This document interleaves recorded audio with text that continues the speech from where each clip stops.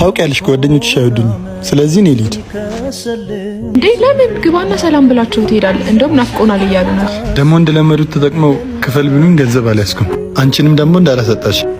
ኧረ አታስብ፣ እኔ ያለው አይደል እንዴ?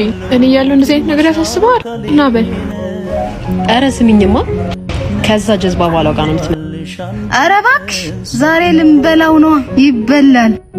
ከፍ ዝቅ ብሎ ያመጣውን ብር ነው ዛሬ የምናስተፋው። አቤት የሆነ ወንድ ልጅ ይመጣል፣ ሂሳቡን ፊት ለፊቱ አስቀምጥለት። እሺ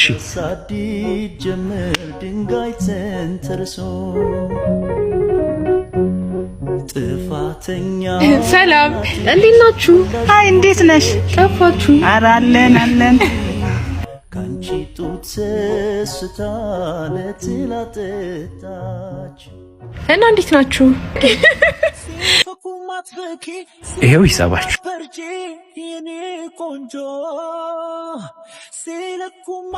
ምን እያደረጋችሁ ነው? ምንድነው ይሄ? እንግዲህ አንቺን የመሰለ ልጅ ሰተኗል። ሂሳባችንን መዝጋት አለበት። እና እናንተ ተጠቀማችሁበትን ጨምሮ መክፈል ግዴታ አለበት?